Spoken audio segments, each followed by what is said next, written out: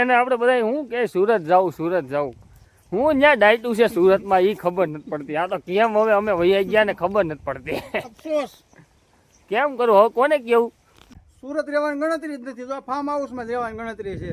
હજી તો આપણે અઢળક ખજાનો છે, પણ અમને શું છે તમે ફોલો કરતા ગયો ને તો મજા આવશે. ગુડ મોર્નિંગ મિત્રો, કેમ છો બધા? મજામાં. આજે અમે આવી ગયા છીએ ગામડે અને ગામડામાંથી આવી ગયા છીએ સીધા વાડીએ. અને વાડીએ આવ્યા છીએ અમે બકાલું વીણવા, કારણ કે લગ્ન પતી ગયા છે અને હવે જવાનું છે. આજની અમારી સુરતની ટિકિટ છે, તો સુરત જતા થોડુંક બકાલું લેતા જાય. તો આ વિજયભાઈના દોસ્તારની વાડી છે, અશોકભાઈ અમારા, અશોકભાઈ સોજિત્રા. તો એણે અમને કીધું કે આવો તમે અમારી વાડીએ અને થોડુંક બકાલું લઈ જાઓ, અમારું બકાલું તમે ચાખો. તો અમે આવ્યા છીએ બધા અહીંયા. તો જો વિજયભાઈ વીણે છે. આ છે સુરતી પાપડી. સુરતમાં આપણે 200-250 રૂપિયાના કિલોના. અહીંયા તો આમ લો ઢગલા મોઢે પડ્યું. જો વીણવા જ મળો. દેશી હો, ઓર્ગેનિક. ઓર્ગોનિક. આમાં કોઈ જાતની દવા બવા છાંટવાની ન હોય.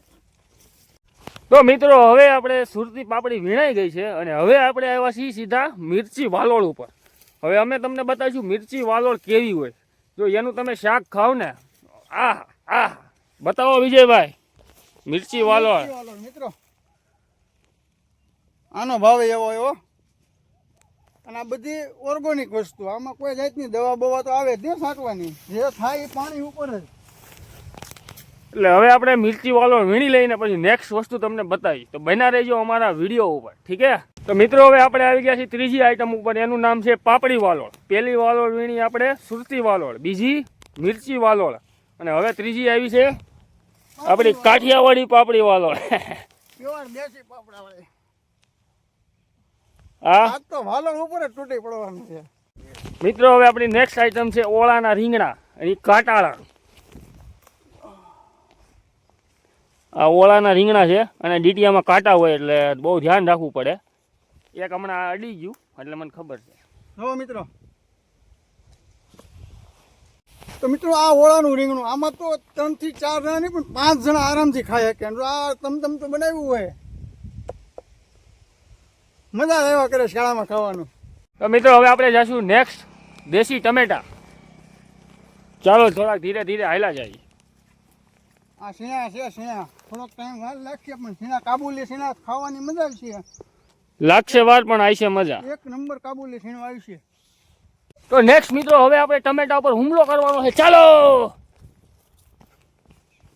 પાલક, આપણે સુરતમાં પાલક કેવડી પાલક હોય. આ જો તો કોઈ ખાતું નથી. આ જો એમનેમ જાય.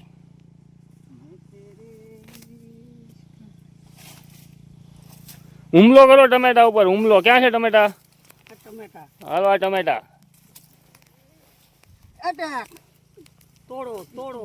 આપણા 2 જવાનો હુમલો કરે છે ટમેટા ઉપર. એ કોઈ સિપાહી બાકી ન રહેવો જોઈએ. બધાને ઉપાડી લો. હાલો ખોબા ઉપાડી લો. ખોબા ઉપડી ગયા ને. કરો એક જગ્યાએ ઢગલો. એટલા બધા ખોબા ઉપાડી લીધા છે. ટમેટા ને રીંગણા ને વાલોળ ને પાપડી વાલોળ ને મરસી વાલોળ ને.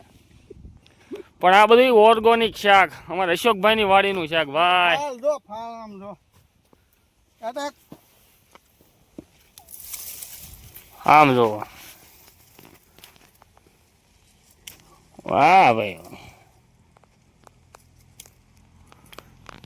આ અમારા ભાઈ અશોકભાઈ સોજિત્રા છે ને, દાતાર માણસ છે.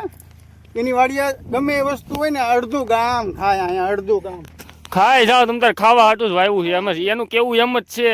આ કેરો છે ને, આ જી એટલું એ તમારે ખાવા હાટું જ વાવ્યું છે. આ ગામ હાટું જ વાવ્યું છે ને. તો મિત્રો હવે આપણે ગાજર ચેક કરીશું, બરોબર છે કે છે કે નથી છે કે નહીં. આપણે હજી જોવું જોઈએ, કારણ કે એ જમીનમાં આપણને બહારથી કઈ ખબર પડે નહીં. તો હાલો હવે જોવો અશોકભાઈ, આપણે જોવો, બતાવો. ઉપાડશે. ઉપાડો અશોકભાઈ. વાહ, કેમ છે? ઓકે, રેડી ને? મસ્ત થઈ ગયેલા. ગળા હાલો કરો આક્રમણ. બીજું હું હાથ ખેંચું હો બાકી. આને પછી મિત્રો આમને નહીં રાખવાનું. આને પછી તોડવાનું. આ એક્સ્ટ્રા પછી ગાયું ને છે, ભેંસ ને છે, એને નાખી દેવાનું. એટલે એને લીલાનું લીલું અને આપણે ગાજરનું ગાજર. અને વિજયભાઈ આપણા પાણી વાળે છે. આવડે છે ને? અરે અમારા ભાઈબંધની વાડી છે. આ પાણી બહાર એના માટે નીકળી ગયું છે કે એનો કેરો આવે ને કેરો ફૂટી ગયો છે એટલે પાણી થોડુંક બહાર નીકળી ગયું છે. પણ બહાર નીકળવામાં બીજું આવ્યું છે થોડું ઘણું વાવેલું હોય ને એ ઉગી જાય સારું જ કહેવાય. હવે આપણે જઈશું આગળ બીજી વાડીએ, ત્યાંથી થોડુંક શાક બકાલું લઈશું. તો ચાલો હવે જઈએ આગળની બીજી વાડીએ. તો મિત્રો હવે આપણી બીજી વાડી આવી ગઈ છે. જુઓ બીજી વાડીનો નજારો. આ જામફળી છે તો નાના નાના જામફળ આવી ગયા છે આમાં જોઈ શકો. નાના નાના છે હજી આવશે મોટા. આ આંબો કરી દે લાંબો. કરી દે બધાને લાંબો. આ ગલગોટો. આ જોવો મોર જોવો તમે આમાં આંબામાં છે નાનો પણ છે ને આમ જો નાગનું બસવો નાનો પણ નાગનું બસવો. છે ને બગીચો. આવો બગીચો મેકીને અમે સુરત જવાય. આ તો કેમ કરું જાવું પડે ભાઈ. હું કેવું વિજયભાઈ તમારું? આ જો મિત્રો સીણા આવવાનું ચાલુ થઈ ગયા. જો આમ જો તો આવું હોય અને આપણે બધા હું કે સુરત જાવું સુરત જાવું. હું ત્યાં ડાયટું છે સુરતમાં એ ખબર નથી પડતી. આ તો કેમ હવે અમે વૈયા ગયા ને ખબર નથી પડતી. અફસોસ. કેમ કરું હવે કોને કેવું? તો મિત્રો હવે આપણે આવી ગયા છે બીટ ઉપર. આ છે બીટના છોડ.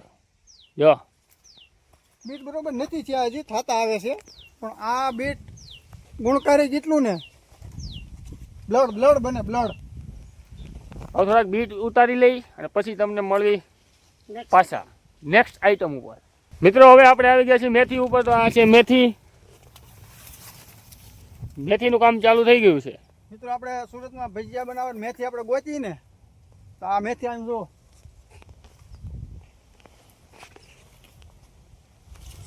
ઓર્ગોનિક. આ ખાયું એટલે ટૂંકી પડો મિત્રો.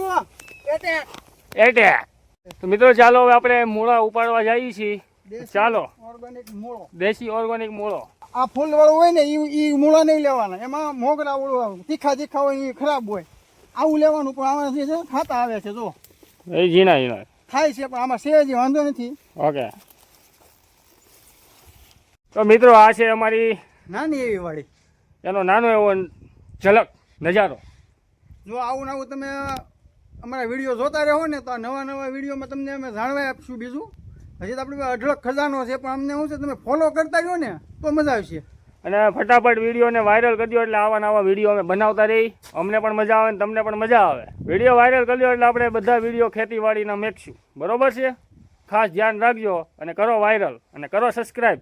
મળવી હવે નવા વિડીયો સાથે.